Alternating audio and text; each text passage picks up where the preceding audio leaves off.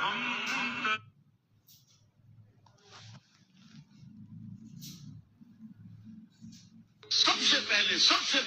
سے پہلے انسانی ہمدردی.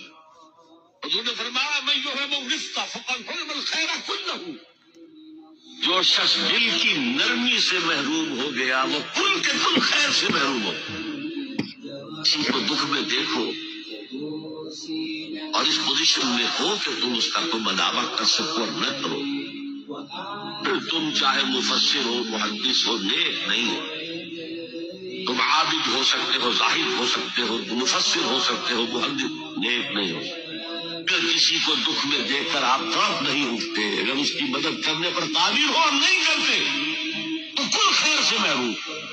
پڑھ جاؤ نمازیں اور تہجدیں کچھ حاصل نہیں.